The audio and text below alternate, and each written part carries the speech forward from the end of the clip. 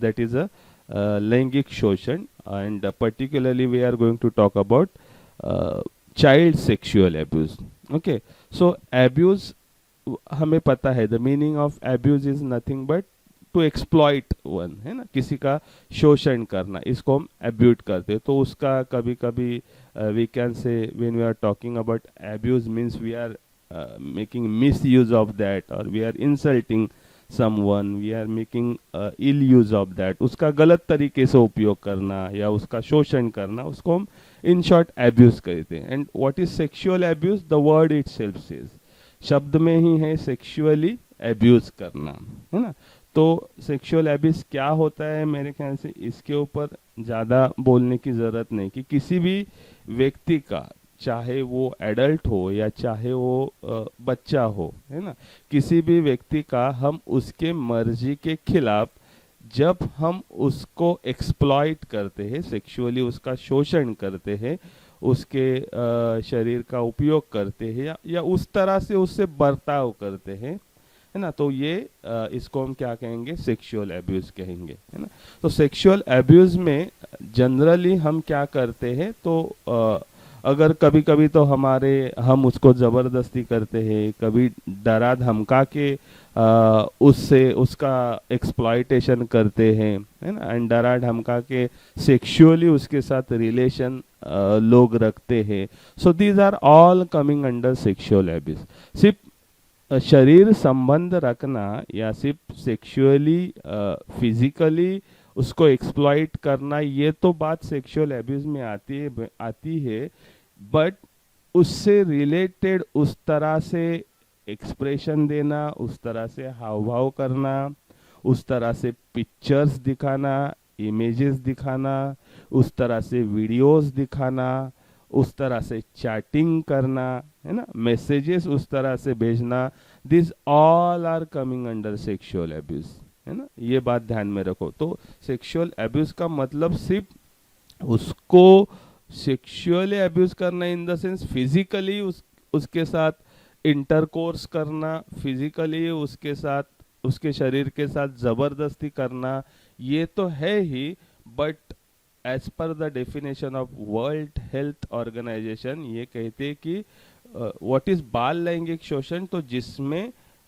बालकों का या छोटे बच्चों का लैंगिक एक्टिविटी में उनका उपयोग करना या उनको पार्टिसिपेट करके लेना, this all are coming under sexual abuse. छोटे बच्चों को, जैसे मैंने पहले ही कहा, कि आप उनको पिक्चर्स भी दिखाते हो उस तरह के, एडल्ट जिसको हम कहेंगे, या पोर्नोग्राफिक हम कहेंगे, आप उनको पिक्चर दिखाते हो उस तरह के, आप उनको वीडियो उस तरह के दिखाते हो, या आप उनको उस तरह से चैटिंग करते हो, उस तरह से बातें करते हो, उस तरह से मैसेज उनको भेजते हो, या लिखित में अगर आप लेटर भेजते हो या चीट भेजते हो, उस तरह से आप एक्सप्रेस करते हो, मतलब बिहेव करते हो विदाउट टचिंग, आप दूर से, लेकिन आपके जो फिजिकल एक्सप्रेशन है, दिस आर अगर वो एक्सप्लॉइटेशन की तरफ जा रहे हैं, sexual exploitation, so all these are coming under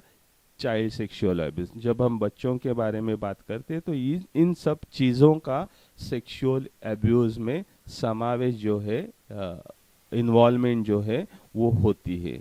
तो इस तरह के लोग जो है वो लोग हमें बहुत ही जगह दिखाई देते हैं. मतलब एक डेटा है जो मैं आपको आगे जाके दिखाऊंगा, उस डेटा के हिसाब से इस तरह के लोग ज़्यादातर अनफॉर्चुनेटली हमारे फैमिली में या हमारे रिलेटिव्स में ही पाए जाते हैं.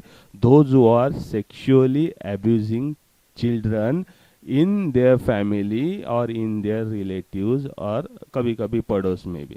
तो इस तरह की जो सेक्सुअली एब्यूज एक्टिविटी जो लोग करते हैं, दे आर कॉल्ड पीडोफाइल, है ना. पीडियाट्रिक से ये वर्ड आया. पीडियाट्रिक का मतलब हमें पता है, पीडियाट्रिक का मतलब क्या है, हम कहते हैं ना पेडिट्रिशियन, तो इसका मतलब क्या है, डॉक्टर के लिए हम ये वर्ड यूज करते. पेडिट्रिशियन म्हणजे काय माहित आहे? येस, लहान मुलांचे doctor. So this word is coming from that.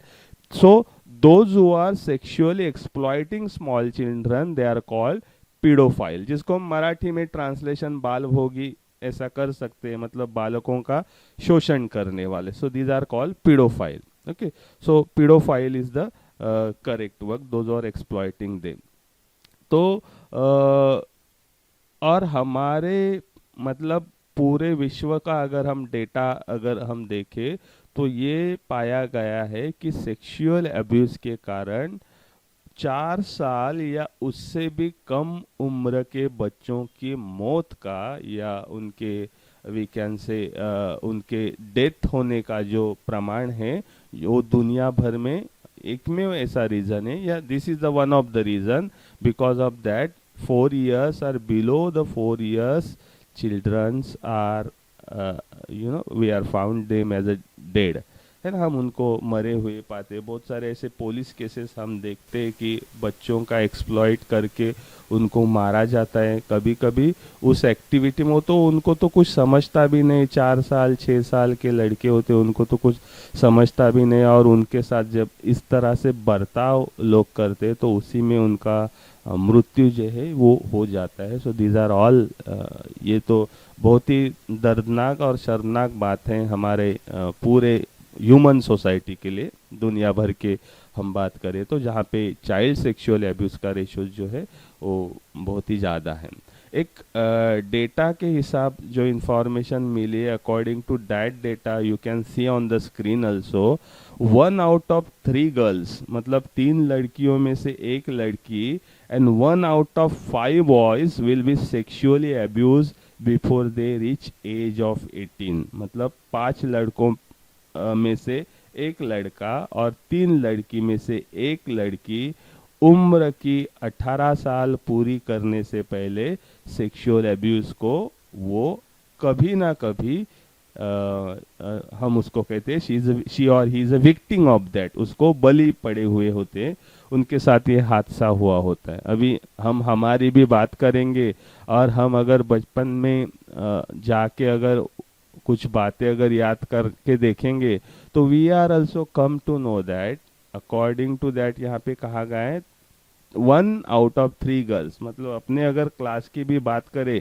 Including boys including me, तो हम में से कोई बहुत सारे लोग जो है इस तरह की चीज़ों से या इस तरह से बातों का हम कहेंगे कि उनके ऊपर असर कभी ना कभी हुआ है. जैसे मैंने पहले कहा कि सेक्सुअल एब्यूज का सिर्फ शरीर के साथ जबरदस्ती करना इतना ही मतलब नहीं है. ये बात ध्यान में रखो कि कोई किसी के शरीर के साथ जबरदस्ती करता है, उसके प्राइवेट पार्ट के साथ छेड़छानी करता है, उतना ही उसका मीनिंग नहीं है. तो इस तरह से पिक्चर दिखाना, कभी ना कभी हमारे बड़े मतलब कोई रिलेटिव्स हो सकते हैं, घर में के हो सकते हैं, पड़ोसी हो सकते हैं, फ्रेंड्स हो सकते हैं, कभी ना कभी हमें भी इस तरह से पिक्चर दिखाए गए होंगे, कभी ना कभी इस तरह से वीडियो दिखाए गए होंगे, कभी ना कभी उस तरह से टच किया गया होगा, कभी ना कभी उस तरह से हमें बातें बोली गई होंगी. So we all are, if you go back in our childhood we come to know 5 out of 1 boys definitely and 3 out of 1 girls was victim of this sexually abuse. और ये बात मेरे ख्याल से इसको कोई नकारा नहीं सकता. Even the data shows that sexual abuse start before 11 for one victim in 2 and before 6 for one victim in 5. मतलब उम्र की 11 साल पूरी करने से पहले जो लोग सेक्सुअल एब्यूज के विक्टिम हैं, सेक्सुअल एब्यूज की हादसा जिनके साथ हुआ है, वो 2 में से एक व्यक्ति की उम्र या तो 11 से पहले हुई, उनके साथ ये हुआ होगा. और अगर हम 5 विक्टिम की अगर बात करें तो 5 में से एक विक्टिम के साथ, मतलब जिसके साथ ये हादसा हुआ है, उसके साथ ये हादसा उसके उम्र के 6 या 6 साल से पहले जरूर हुआ होगा. So in more than 90% of the cases perpetrator मतलब गुनहगार, मतलब जिसने ये हादसा किया इज अ रिलेटिव. और ये डेटा वर्ल्ड वाइड डेटा है. तो जिसने भी ये हादसे छोटे बच्चों के साथ सेक्सुअली अब्यूज जैसे बातें करते हैं, डेटा कहता है कि a one child in 2 is abused by family member, मतलब 90% जो है ये या तो हमारे रिलेटिव्स में होते हैं या तो हमारे फैमिली मेंबर्स में होते हैं। फिर फैमिली मेंबर्स में कभी कभी हमारे अंकल, कभी कभी हमारे आंटी, कभी कभी हमारे घर में कोई दूसरे हमारे फैमिली मेंबर हो, कभी कभी आपके मामा, कभी कभी और जो भी फैमिली मेंबर है, रिलेशन है हमारे, वही लोग ज़्यादातर छोटे बच्चों के साथ they are doing this kind of dirty, we can say, इस तरह की एक्टिविटी जो है वो करते हैं। And data also shows that a प्रिपरेटर on four one प्रिपरेटर on four is under 18। चार में से एक जो गुनेगार हैं जिसने इस तरह के सेक्सुअली अब्यूज छोटे बच्चों का किया है, उसकी उम्र 18 या 18 साल के कम उसकी उम्र पाई जाती है। अभी ये क्यों होता है, फिर इसके ऊपर we can debate on this topic also, इसके ऊपर बहस हो सकती है कि 18 या 18 साल के नीचे क्यों होता है। तो पहले तो ये कारण है कि there is a no sex education in our country. हमारे यहाँ सेक्स एजुकेशन को बहुत ही बुरी नज़र से देखते हैं। हमारे यहाँ ये वर्ड यूज करना भी, ये कैसे आप बोल सकते हो, ऐसा इस तरह से इस नज़र से देखा जाता है। बच्चों को गुड टच, बैड टच, ये बातें सिखाई नहीं जाती है, या उनको बातें सिखाना मतलब शर्मिंदगी ऐसे हम महसूस करते हैं, या उनको हम बताते नहीं ये बातें। और इससे क्या होता है, जब बच्चा मतलब लड़का हो या लड़की हो, जब वो एडल्ट फेज पर आ जाते हैं, जब वो 11-12 ईयर के बाद वी कैन से, है ना, हम उनको कहते हैं किशोर अवस्था, मतलब वो थोड़ा मैच्योर होने लगते हैं, उनके शरीर में बदलाव होने लगते हैं। So naturally they are getting attracted towards opposite sex, है ना। लड़का हो तो उसको लड़कियां अच्छी लगती है, लड़की हो तो उसको लड़के अच्छे लगते हैं, नेचुरल प्रोसेस है। लेकिन उसी समय पे घर वालों से, रिलेटिव से उनको सही गाइडेंस नहीं मिलता कि ये क्या है, कैसे हो रहा है, क्यों हो रहा है। भाई हम तुम्हारे उम्र के थे, हम में भी ऐसी फीलिंग्स आती थी, तो ये उसको हम कैसे उपयोग करें, गलत क्या है, सही क्या है, ये बातें हम उनको सिखाते नहीं।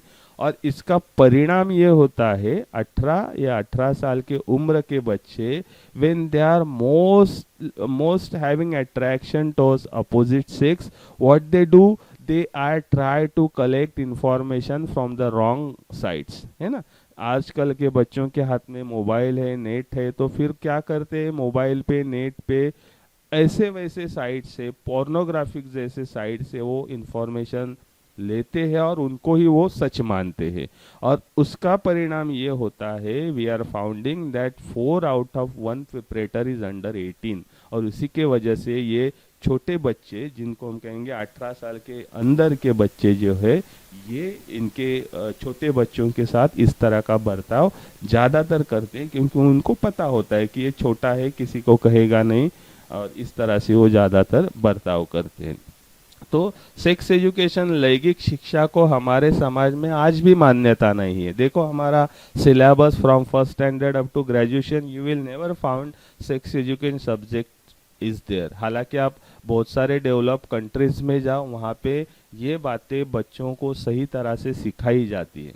हालांकि हमारे, अगर हम पुराने एंसेंट पीरियड में हम अगर जाएंगे तो हम पाएंगे कि सेक्स एजुकेशन हमारे यहाँ मतलब उसको पहले शायद इतना गंदा नहीं माना जाता था, क्योंकि हमारे ऐसे बहुत स्कल्पचर है, हमारे यहाँ ऐसे बहुत उदाहरण है, हमारे यहाँ बहुत ऐसे, हम कह सकते, आई फॉरगेट द नेम, मेरे अभी मुंह पे वो नाम है, जहाँ पे इस तरह के चित्र जो है वो चित्रित किए जाते थे, और ओपनली इस तरह से चित्र जो है रिलेटेड टू सेक्स वो चित्रित किए जाते थे। तो इसका मतलब है कि जिस चीज़ को हम ज़्यादा दबा कर रखते हैं, चांसेस ज़्यादा रहते हैं कि वो चीज़ फिर गलत तरीके से बाहर आती है, और उसका परिणाम स्वरूप हमें समाज में ये सब बातें जो है वो दिखाई देते हैं। Even 1 victim in 2 abuse during childhood tries to commit suicide. ये कितनी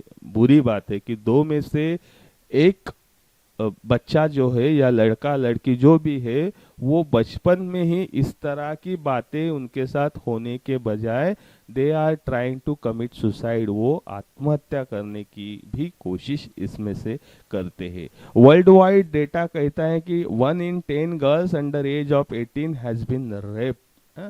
एब्यूज ये तो ठीक है, लेकिन रेप करना और या रेप होना इसका प्रमाण जो है वो भी दुनिया भर में ज्यादा है। 18 या उसके कम साल की लड़कियों के साथ 10 में से एक लड़की के साथ दुनिया भर में रेप जो है वो होता है। ये सब डेटा, ग्लोबल डेटा जो है ये डेटा कहता है। इस डेटा को अगर हम देखेंगे तो हमें पता चलेगा कि ये सेक्सुअल एब्यूज जैसे स्पेशली चाइल्ड के साथ, बच्चों के साथ ये बातें जो है बहुत बड़े पैमाने पे दुनिया भर में, इवन अपने देश में भी होती है। इसमें ये बात नहीं कि सेक्सुअल एब्यूज, चाइल्ड एब्यूज हम कहेंगे तो सिर्फ लड़कियां ही इसका विक्टिम होती है या उनको ही ये सहन करना पड़ते हैं। बॉयज एंड गर्ल्स, लड़का और लड़कियां दोनों भी इस तरह के हादसों को बलि जो है वो बलि पड़ते हुए हमें दिखाई देते। So this is a very, we can say from the societal point of view ये बहुत ही बुरी बात है जो हमारे समाज में होती है। अभी ये हमारे बीएड के सिलेबस में क्यों है? ऑब्वियसली बिकॉज आप कोई बता सकता है क्यों होगा हमारे बीएड के सिलेबस में ये पॉइंट क्यों लिया होगा? येस, येस, त्याच लेवलच्या मुलांना तुम्ही जाऊन शिकवणार आहात, one thing. And the another thing is that child sexual abuse जो होता है वो कभी कभी घर में ही नहीं तो स्कूल में भी इस तरह की बातें होती है। और आए दिन हम इस तरह के न्यूज़ बहुत देखते हैं, बहुत सुनते हैं, बहुत पढ़ते हैं, हम सबको पता है। तो स्कूल में भी जो छोटे बच्चे होते हैं उनके साथ भी इस तरह का बर्ताव स्कूल के जो लोग हो, कभी वो प्यून हो सकता है, कभी हायर क्लास के लड़के या लड़कियां हो सकती है, कभी टीचर्स भी हो सकते हैं, कभी प्रिंसिपल हो सकता है, समटाइम में भी द मैनेजमेंट मेंबर्स। तो स्कूल के लड़कों या लड़कियों के साथ भी इस तरह के हादसे होते रहते, and that's why this topic was included in your BEd syllabus. So I think this is a good attempt by NCERT. NCERT ने जो कॉमन फ्रेमवर्क बना के दिया है कि एटलीस्ट सेक्स एजुकेशन नहीं है, लेकिन कहीं ना कहीं इसकी शुरुआत बीएड के लेवल से हुई है। जो फ्यूचर टीचर है, आप जैसे भविष्य में जाके बनेंगे, उनको इन बातों की जानकारी होना बहुत ही जरूरी है। So now we are going to see the dynamics of child sexual abuse.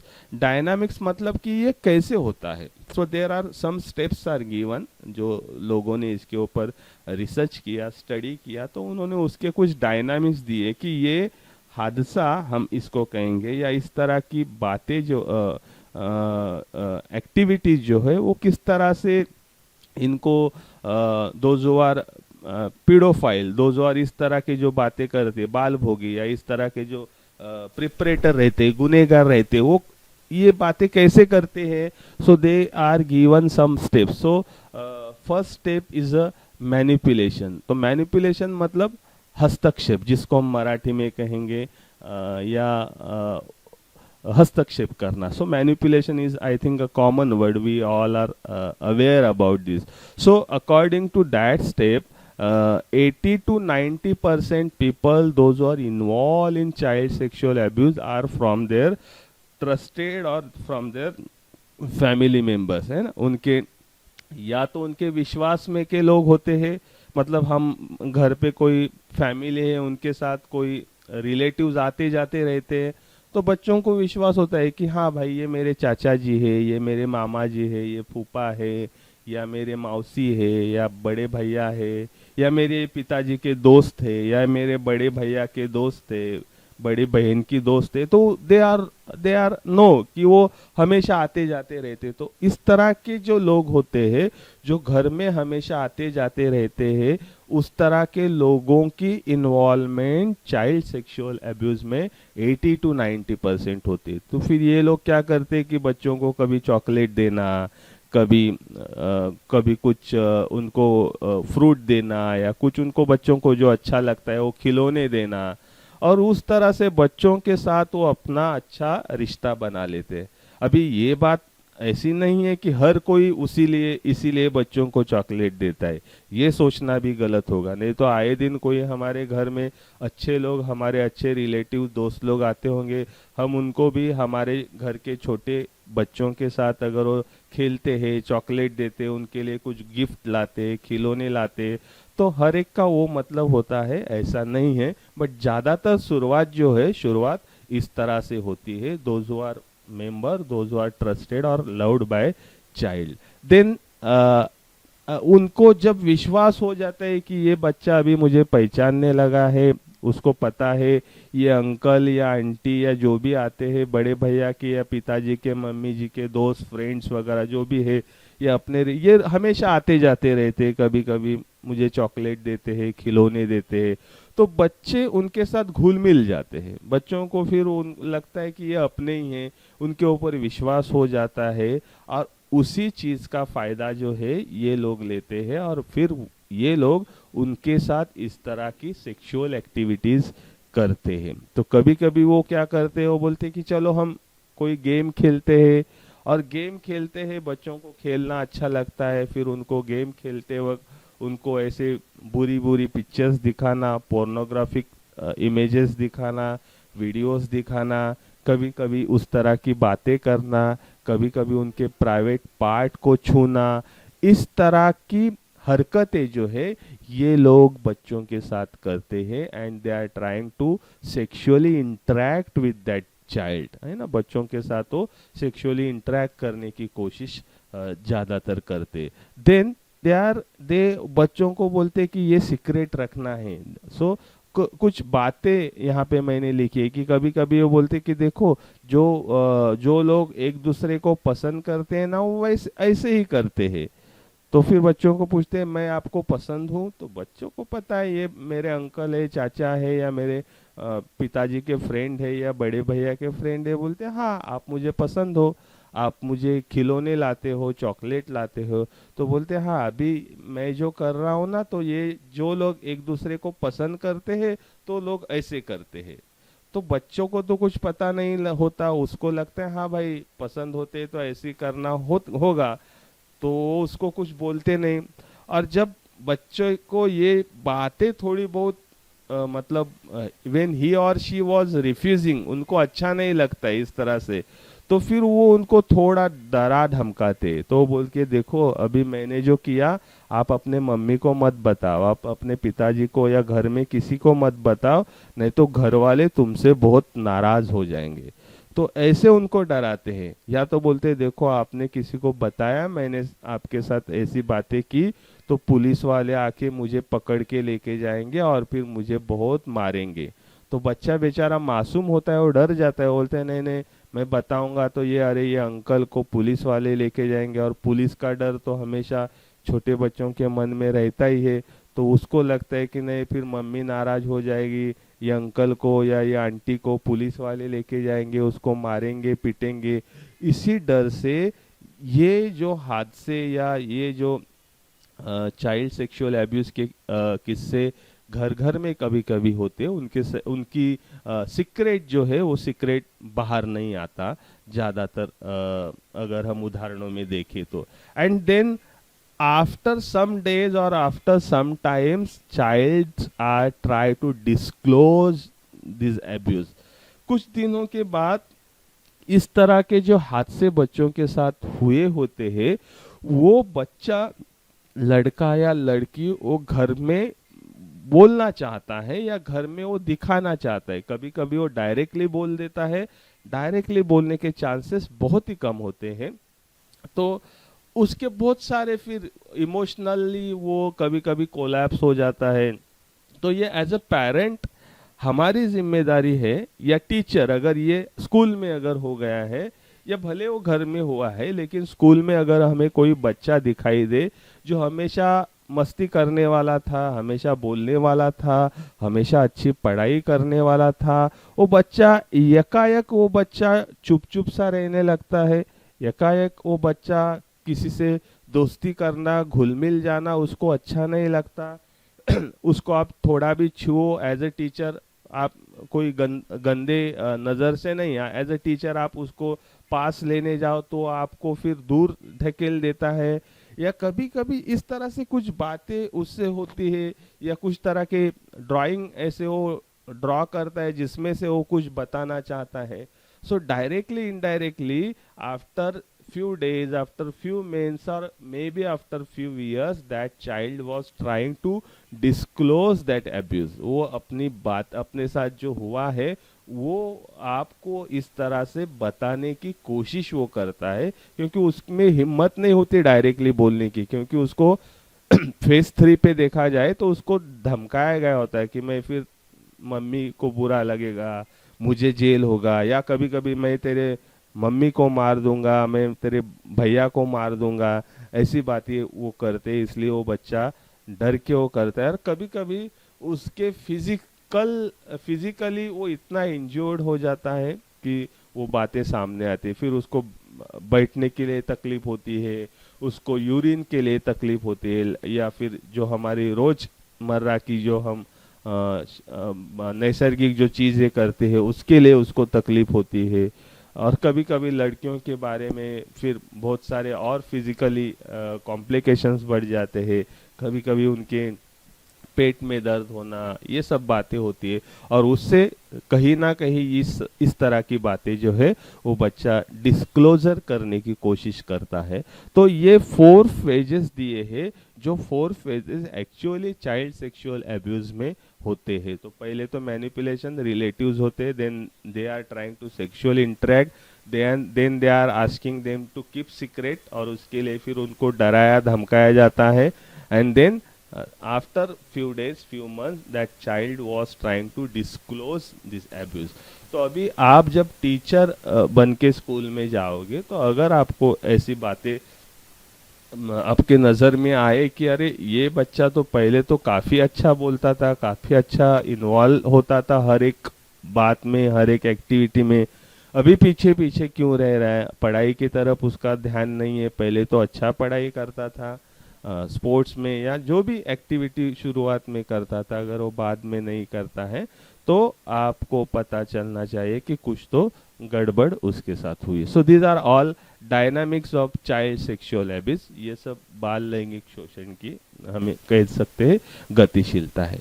तो इसके इफेक्ट क्या होते हैं, what are the effects of child sexual abuse, बच्चों के ऊपर इसके इफेक्ट क्या होते होंगे? कैन यू गेस, आप इसको बता सकते हो क्या होते होंगे effects of child sexual? Yes, mentally disturb होऊ शकतो, बरोबर, अगदी छान। आणखी और क्या हो सकता है? बस येस, कधी कधी शारीरिक अपंगत्व, शरीराला इजा फिजिकली होऊ शकते, करेक्ट। ओके, आणखी और कुछ? Okay, so these are some effects which are given. Emotional problems हो सकते, कभी कभी वो बहुत ही डरा सहमा सा बच्चा रहता है, उसको हर बात का डर लगता है, विश्वास करना, वो डिप्रेशन में चला जाता है, मिसट्रस्ट, विश्वास कम रखता है, बहुत ही चिंता से घिरा हुआ, बहुत ही डिप्रेशन में चला जाता है ना। वो कभी कभी उसको गिल्ट फील होता है, हर एक चीज़ का गिल्ट फील होता है, कभी कभी रात में डर से वो घबरा कर मतलब बैठता है, उठता है ना। सो अपने शरीर से घृणा उसके मन में पैदा होती है, अपने शरीर को ही वो रिजेक्ट करने लगता है, उसको लगता है कि ये पार्ट जो है दैट इज़ वेरी बैड, उसकी वजह से मेरे साथ ये हुआ। कभी कभी सुसाइडल बिहेवियर, आत्महत्या करने की वो कोशिश करता है, जैसे हमने पहले कहा। और कभी कभी वो बहुत ही एग्रेसिव हो जाता है, कभी कभी इतना एग्रेसिव होता है कि हर बात पे चिल्लाता है, हर बात पे किसी को मारने पीटने के लिए वो मतलब लगता है। So these are all emotional problems we can see which are going to happen because of sexual abuse. Some kind of cognitive problems are also there, है ना। तो कॉग्निटिव में क्या, जो कंसंट्रेशन कम होता है उसका पढ़ाई में, उसका अटेंशन पढ़ाई में जो है वो अटेंशन वो बहुत ही कम देता है। पहले अच्छा कंसंट्रेट करता था, अटेंटिव था क्लास में, अभी वो अटेंशन नहीं देता, हाइपर एक्टिव, ज़्यादा ही वो मतलब हद से ज़्यादा एक्टिवनेस कभी कभी दिखाता है, but activeness in a negative sense, है ना, जैसे मैंने पहले कहा कि एग्रेसिव होना वगैरह।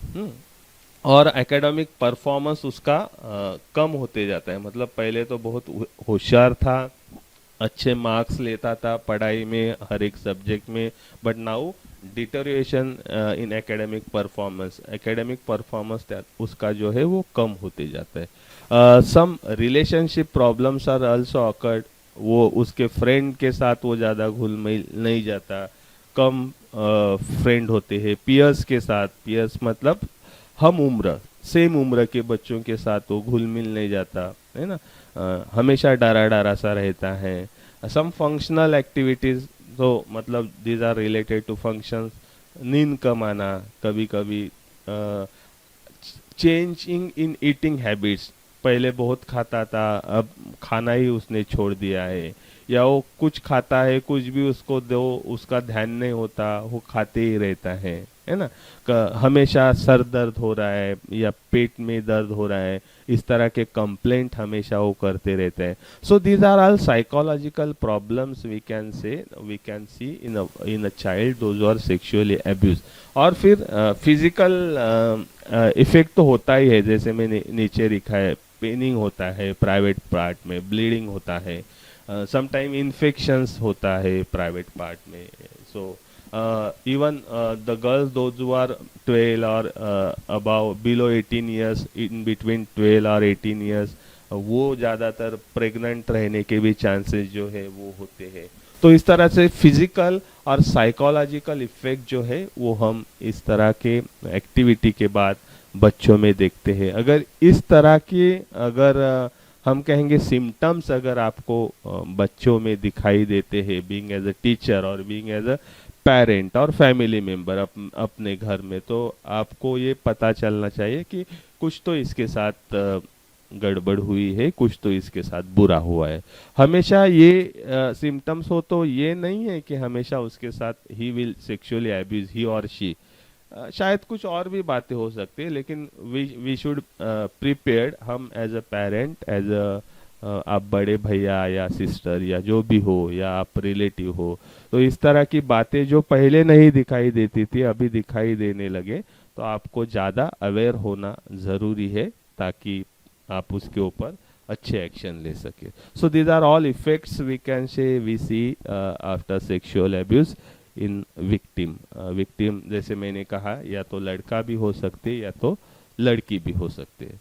सो ये स्कूल में भी होता है, जैसे मैंने पहले ही आपको कहा है ना, जैसे स्कूल में भी प्यून हो सकता है, टीचर्स से हो सकता है, प्रिंसिपल से हो सकता है, मैनेजमेंट मेंबर से हो सकता है, कोई भी हो सकता है स्कूल में, या जैसे मैंने पहले कहा हायर क्लास के लड़के हो लड़कियां हो, उन्होंने कभी छोटे बच्चों के साथ दे में abuse them, sexually abuse them, तो ये स्कूल में होता है आए दिन, बहुत सारे ऐसे न्यूज़ हम देखते हैं सुनते हैं, बट ज़्यादातर स्कूल में इस तरह की जो बातें होती हैं वो बातें सामने नहीं आती। क्या इसके रीज़न क्या हो सकते हैं, क्यों इस तरह की बातें सामने नहीं आती, कुछ बता सकते हो?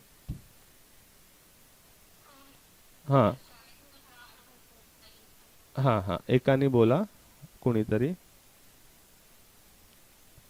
हाँ बोल बोल।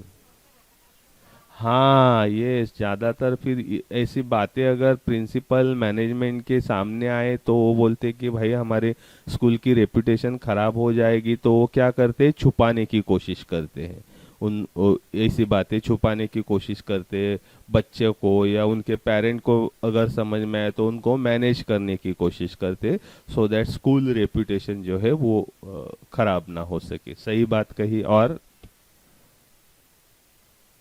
और क्या हो सकता है, why there are some failure reasons, school में इस तरह के आइडेंटिफाई करने में हम फेल क्यों होते हैं?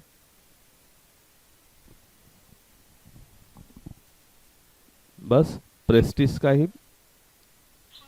हाँ हाँ, बोल राजेश्री, बोल राजेश्री। हॅलो, आवाज येतोय? आवाज येतोय का माझा? हा बोल राजश्री. राजश्री गेली का? कारण मला स्क्रीनवर आता तुम्ही कोणी दिसत नाही. ओके, बरं, अजून कोणी बोलणार? बरं, ठीक आहे. सो समटाइम क्या होता है, many learners find it difficult to. हाँ हाँ, बोल बोल बोल.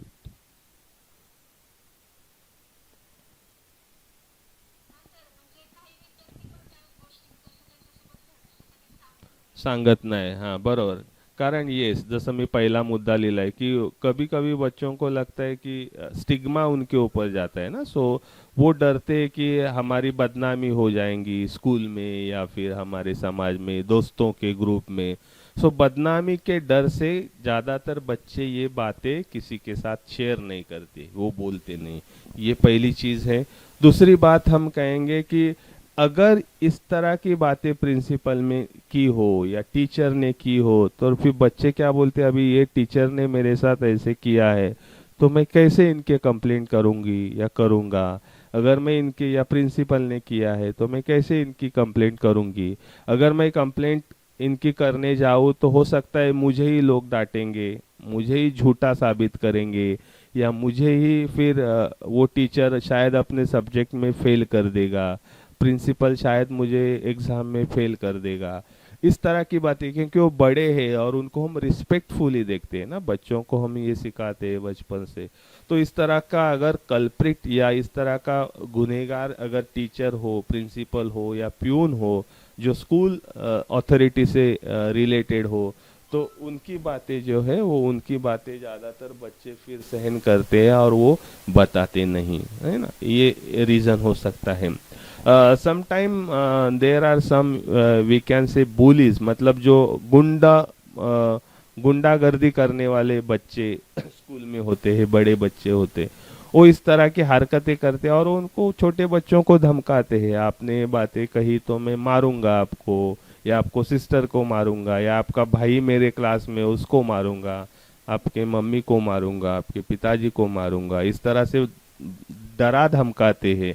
ये जो इस तरह के गुंड प्रवृत्ति के हम लड़के कहेंगे स्कूल में होते, और उनके डर के वजह से भी ज़्यादातर बच्चों के साथ ये हादसे होते, वो बोल नहीं पाते. Even sometime there are some, we can say cultural or other reasons are there, है ना. So they are not able to talk with their parents. हमारे यहाँ जैसे मैंने शुरुआत में कहा कि सेक्स के बारे में बोलना ये बहुत ही शर्मनाक बात मानी जाती है, या बच्चों के साथ उस तरह की बातें करना, उनको समझाना, ये बहुत ही गिल्ट समझा जाता है. तो शुरू से ये बचपन से ही हम देखते आते हैं, बचपन से ही हम सुनते आते हैं. We are never talk openly regarding this problem, है ना. कभी कभी देखो हम टीवी देखते हैं, हम पिक्चर्स देखते हैं, सीरियल देखते हैं, जब रिलेटेड टू एडल्ट कोई सीन आता है ना, तो एडल्ट का सीन आता है तो, एंड बच्चे और घर में पेरेंट्स सब एक साथ टीवी देख रहे हो, तो हम झट से वो सीन या वो चैनल चेंज करते, क्योंकि हम नहीं चाहते कि बच्चे वो देखे और फिर हमें सवाल करें. हालांकि हमें वो देखना चाहिए, और अगर वो सवाल करते हैं तो हमें उसको उसकी भाषा में समझाना चाहिए कि वो सही है या गलत है. हम उसको चेंज करेंगे तो वो आप चेंज करोगे, लेकिन वो बच्चों के दिमाग में जो है वो सीन वही का वही रह जाता है. He will never get the answer. और फिर उसको पता चलता है धीरे धीरे कि इस तरह के सीन, इस तरह के पिक्चर, इस तरह की इमेज, इस तरह की बातें मेरे साथ, किसी के साथ शेयर करना बुरा है. That indirect message we are giving, and that's why जब इस तरह के हादसे बच्चों के साथ होते हैं तो हमारे साथ वो बातें शेयर नहीं करते, बिकॉज कल्चरली हमने उनके ये इनडायरेक्टली सिखाया है कि ये इस तरह की बातें करना बड़ों के साथ, या घर में इस तरह की बातें करना अच्छी बात नहीं है. So these are all cultural and other reasons are there that small children are not talking about sexual abuse which was happen with them. तो इसकी वजह से भी घर में पेरेंट्स के साथ बच्चे ये इस तरह का उनके साथ जो हादसा हुआ है, जो घटना हुई है, वो घर में बताते नहीं. सो this is one of the important reason. Even sometime school managements are poor, or poor in the sense poor in we can say poor in taking action, in taking decision, or poor mentality उनकी होती है, they are ineffective. और तो फिर वो उसको ज़्यादातर ignore करने की कोशिश करते हैं. Sometime managements are ignoring. अगर टीचर या प्रिंसिपल भी कंप्लेंट करता है तो मैनेजमेंट उसको इग्नोर करते हैं. हाँ ठीक है, देखते हैं उसको बाद में, ऐसे कुछ हवा में बातें कह के they are ignoring just this thing. Why? Because as आपने पहले कहा कि स्कूल की जो प्रेस्टीज है, रेपुटेशन है, वो रेपुटेशन बनाए रखने के लिए ये बातें इग्नोर करते हैं, ताकि ऐसे अगर बातें उनको लगता है कि ओपन हो गई तो शायद और पेरेंट्स अपने बच्चों को ऐसे स्कूल में डालेंगे नहीं, उनको एडमिशन नहीं देंगे, या फिर इस तरह की बातें हो जाएंगी. और इस सब घटनाओं का एक परिणाम होता है कि इस तरह की बातें जब स्कूल में होती है तो most probably we are founding that school systems are become fail to handle this kind of problem because of this some reasons are there. तो इस तरह के कुछ रीजंस है जिसकी वजह से ये होता है. अभी स्कूल की रिस्पॉन्सिबिलिटी क्या होनी चाहिए, उससे थोड़ा अपोजिट पॉइंट हम कह सकते हैं पहले वाले से. What is the responsibility of school? अगर आप समझो किसी स्कूल के टीचर हो, प्रिंसिपल हो, मैनेजमेंट मेंबर आगे जाके बनोगे, तो being as a school authority person, school के आप एक अथॉरिटी हो, एक अधिकारी व्यक्ति हो, टीचर हो, प्रिंसिपल हो, तो आप क्या करेंगे कि आपके स्कूल में इस तरह की बातें ना हो, इसलिए इस तरह के हादसे ना हो, इसलिए आप क्या करोगे?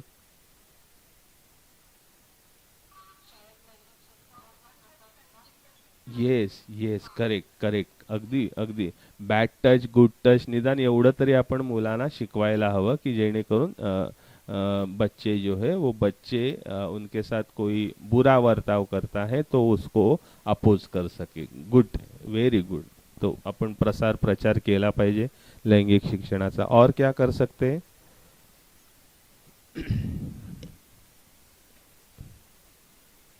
अगर ऐसा हादसा हो गया तो फिर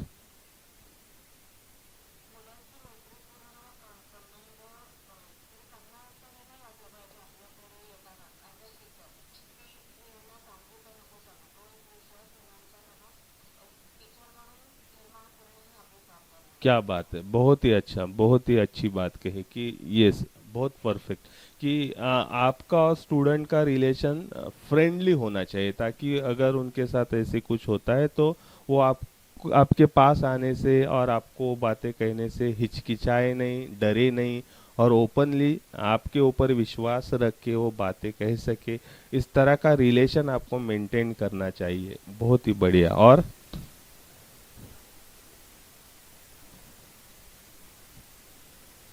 चलो ठीक है, there are some points. So improve physical safety in school.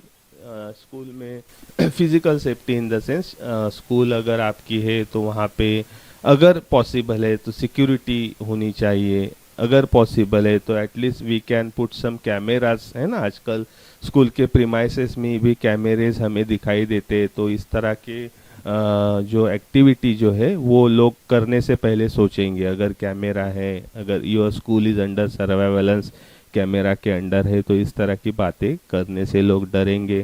पूरा सेफ्टी का मेजर जो है स्कूल में, कुछ कुछ जगह ऐसी होती है, मतलब बहुत सारे स्कूल आपने भी पढ़े हैं, आपको पता होगा, ज़्यादातर हम टॉयलेट या बाथरूम की तरफ जाते हैं तो वहाँ पे अंधेरा होता है, वहाँ पे लाइट नहीं होती.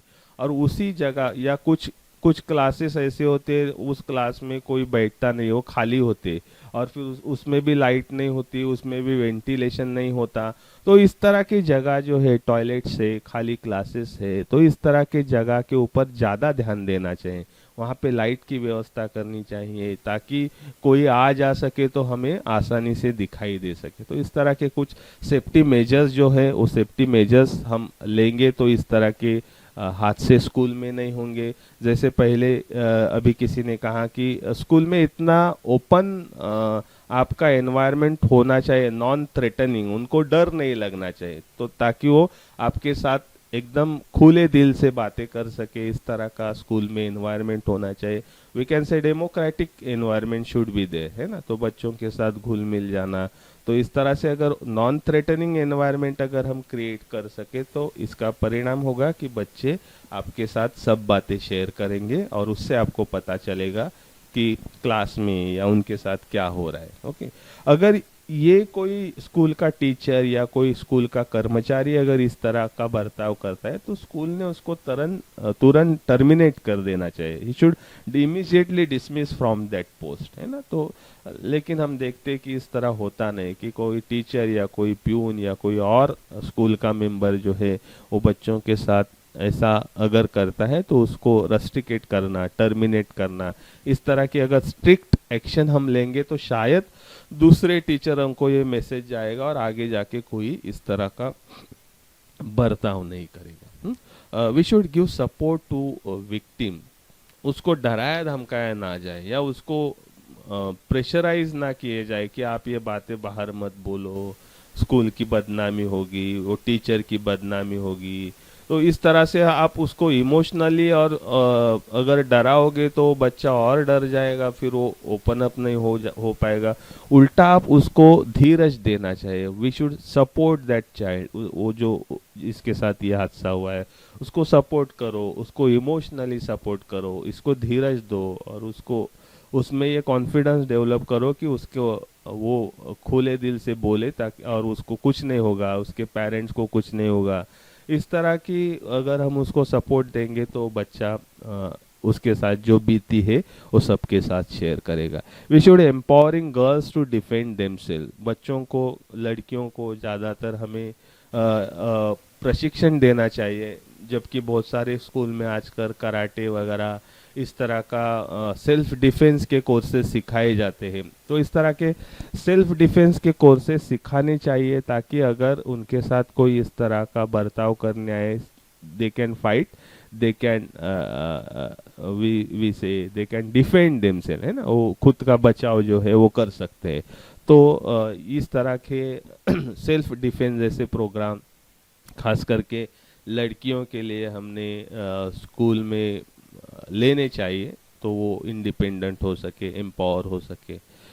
We should make anti harassment cell active, ज़्यादातर स्कूल में होती है विमेन डेवलपमेंट सेल या एंटी हैरेसमेंट सेल के नाम से होती है, बट वो सिर्फ नाम के लिए रहती है, उसके मेंबर होते हैं, सब कुछ होता है उसका, आपको स्कूल के इसमें बोर्ड भी दिखाई देगा, लेकिन दे आर हार्डली एक्टिव, वो एक्टिव नहीं होते, वो ज़्यादातर इससे अपोजिट काम करने में, बच्चों को डरा धमका कर चुप रहने की ही ज़्यादा कोशिश करते हैं। तो they should you know actively listen first, बच्चों का सुनना चाहिए अगर कोई आता है तो, क्यों, क्या हुआ उसके साथ, क्या हादसा हुआ, क्या बुरी बात हो गई, and they should report to the principal और management. So anti harassment cell जो है वो स्कूल में होती है, नहीं है तो फॉर्म करनी चाहिए, और अगर है तो एक्टिवली क्रियाशील कैसे रहे इसके बारे में सोचना चाहिए, उसके लिए प्रोग्राम करना चाहिए। Okay, and we should make aware all the children about dignity of their body, मतलब हर एक बच्चों को उनका शरीर के प्रति आदर भाव निर्माण करने के लिए या उनके प्राइवेट पार्ट के प्रति आदर भाव निर्माण करने के लिए हमें सिखाना चाहिए। और these are my private parts और these are my body and I only can touch, और मैं जिसको कहूँगी या कहूँगा वही उसको, मतलब मेरे विश्वास के लोग ही उसको हाथ लगा सकते। इस तरह से हमने अगर उन बच्चों को सिखाया, ये बातें उनको सिखाई, तो शायद वो बच्चे किसी और को, किसी तीसरे पर्सन को जो है वो अपने शरीर के साथ छेड़खानी करने की इजाज़त नहीं देंगे। So these are some responsibility as a school member, maybe principal, teacher, management or whatever they should take, so that we can avoid child sexual abuse in our school. तो इस तरह से ये टॉपिक यहाँ पे हमारा ख़त्म होता है। आपने सुना इसलिए धन्यवाद।